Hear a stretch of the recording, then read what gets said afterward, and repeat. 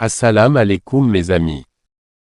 Aujourd'hui, on va parler d'un sujet super important, mais dont on n'aime pas trop discuter, la mort. C'est vrai, ça peut faire un peu peur ou nous rendre tristes, mais en réalité, comprendre la mort nous aide à mieux vivre. Allah, notre Créateur, nous a dit qu'on allait tous mourir un jour. C'est une certitude, personne ne peut y échapper. Mais l'aventure ne s'arrête pas là. Le jour de la résurrection, chacun de nous recevra exactement ce qu'il mérite en fonction de ce qu'il a fait sur terre. C'est un peu comme la remise des prix après une grande compétition, chacun a sa récompense selon ses efforts. On préfère souvent ne pas y penser, n'est-ce pas? On se dit, profitons à fond, on n'a qu'une vie. Mais en fait, on a deux vies. Une ici, sur terre, qui passe super vite, et une autre, éternelle, après. C'est un peu comme un voyage, le temps sur terre, c'est la préparation du voyage, et l'au-delà, c'est la destination finale. Malheureusement, beaucoup d'entre nous oublient cette réalité. On vit comme si on était immortel, comme si on allait rester sur cette terre pour toujours. Mais la vérité, c'est que l'ange de la mort, Malak al-Maout, peut venir nous chercher à tout moment. Ce soir, demain, ou dans quelques années. Combien de jeunes, pleins d'énergie et se croyant invincibles, sont partis trop tôt dans un accident? Combien de personnes avaient plein de projets et ont été fauchées par la maladie? La mort est une réalité que l'on ne peut pas éviter, ni repousser. Elle nous suit, pas à pas, lentement mais sûrement. Allah nous dit dans le Coran, dit, la mort que vous fuyez va certes vous rencontrer. Ensuite vous serez ramené à celui qui connaît parfaitement le monde invisible et le monde visible et qui vous informera alors de ce que vous faisiez. Sourate Al-Jumu'ah, verset 8. Cela veut dire que même si on essaie de l'ignorer, la mort est inévitable et après, on sera face à Allah qui sait tout de nos actions. Se préparer pour le grand voyage. Mon but en vous parlant de ça, ce n'est pas de vous rendre anxieux. Au contraire, c'est de nous aider à nous préparer psychologiquement et spirituellement pour ce grand voyage. Car c'est au moment où tu rends ton dernier souffle que les choses sérieuses commencent vraiment. T'es-tu posé la question? As-tu vécu en croyant en Allah, le Créateur de tout, et en suivant ses instructions? Ou as-tu mis de côté ta spiritualité, la recherche de la vérité, en remettant toujours ta prière à plus tard? C'est important d'y réfléchir maintenant. Le sort de la bonne âme, un voyage magnifique. Quand une bonne âme, celle d'un croyant vertueux, est sur le point de quitter ce monde, c'est une scène incroyable qui se déroule. Des anges super beaux, avec des visages lumineux, descendent du ciel. Ils apportent avec eux un linceul parfumé du paradis. Quand l'ange de la mort arrive, il dit avec douceur, « Ô bonne âme, sors vers le pardon et la miséricorde divine. » L'âme sort alors du corps calmement, comme une goutte d'eau qui glisse d'une gourde. Les anges la reçoivent avec joie et lui disent, « Ne crains rien et ne t'afflige pas.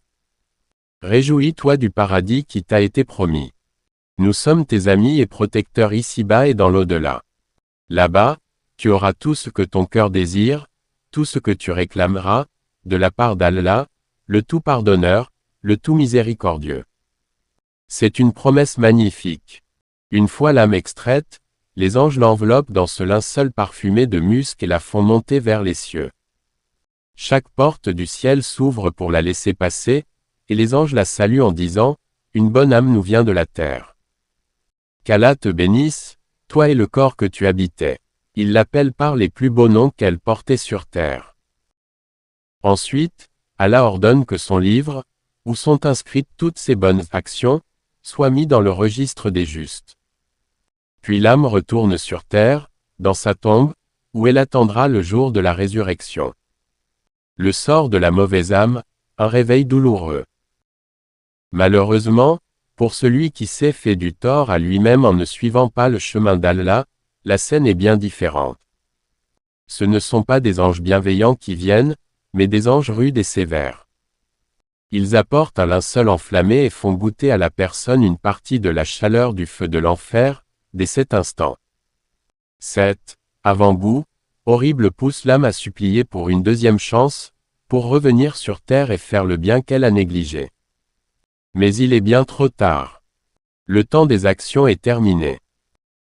Le Coran nous le rappelle, puis, lorsque la mort vient à l'un d'eux, il dit, « Seigneur, renvoie-moi sur terre afin que je me rachète et accomplisse de bonnes œuvres dans ces domaines que je négligeais. » Mais ce ne sont que des paroles qu'ils prononcent.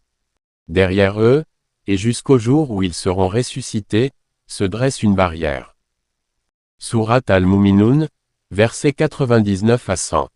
C'est une barrière, un mur, qui les sépare à jamais de cette possibilité de revenir. La colère et le châtiment d'Allah s'abattent alors sur la mauvaise âme, par l'intermédiaire d'anges effrayants, sombres et redoutables. Ils s'éloignent d'elle, remplis de dégoût. En vérité, l'âme de l'incroyant n'a aucun désir de rencontrer Allah. Comme le prophète, paix et salut sur lui, l'a enseigné, quand l'heure de la mort d'un incroyant approche, il reçoit la mauvaise nouvelle du tourment d'Allah. Rien ne lui est plus détestable que ce qu'il attend. Il déteste l'idée de rencontrer Allah, et Allah déteste le rencontrer. C'est l'inverse pour le croyant, qui lui, aime l'idée de rencontrer Allah, et Allah aime le rencontrer. Alors, l'ange de la mort s'approche de la tête de l'incroyant et dit, « Sors, mauvaise âme, au grand mécontentement d'Allah. » Puis, l'ange arrache l'âme avec violence. Le Coran décrit cette scène terrifiante. Si tu voyais les anges arracher l'âme des mécréants, ils les frappent au visage et au dos en disant, « Goûtez au châtiment du feu pour ce que vos mains ont commis. » Sourate Al-Anfal, verset 50. La mauvaise âme quitte le corps avec une douleur extrême, comme si on arrachait une brosse de fer d'une laine cardée. Les anges la saisissent et l'enveloppent dans un tissu grossier, avec une odeur horrible, comme celle d'une charogne en décomposition. En montant vers le ciel, chaque groupe d'anges qu'ils croisent demande, « Quelle est donc cette mauvaise âme ?» Et les anges qui la portent répondent en utilisant les noms les plus laids et les plus odieux par lesquels elle était connue sur terre. Quand ils arrivent au premier ciel, ils demandent que les portes s'ouvrent, mais elles leur sont refusées. Le prophète, paix et salut sur lui, a récité un verset qui décrit cette situation, « Les portes du paradis ne leur seront jamais ouvertes et ils n'y entreront pas tant qu'un chameau ne passera pas par le chat d'une aiguille. » Sourate Al-Araf, verset 40. C'est pour dire que c'est absolument impossible. Alors, Allah ordonne que le livre de ses actions soit consigné dans As-Sijjin, un registre situé dans la couche la plus profonde de la terre. Par conséquent, son âme est violemment rejetée sur la terre. Le prophète, paix et salut sur lui, a récité, « Quiconque associe à Allah, c'est comme s'il tombait du ciel, que les oiseaux le saisissaient vivement ou que le vent l'emportait dans un lieu profond et lointain. » Sourate Al-Hajj, verset 31. Cela montre la gravité d'associer des partenaires à Allah. Le barzakh, l'attente. Après tout ça, les âmes des justes et des injustes se retrouvent dans une phase intermédiaire, un monde d'attente appelé le barzakh. C'est un peu comme une salle d'attente avant le grand événement du jour de la résurrection. Pour certains, cette période dans la tombe semblera durer une éternité, à cause des tourments. Mais pour les croyants vertueux, ce sera comme un court instant de repos, une sieste. Des conseils pour bien vivre et bien mourir.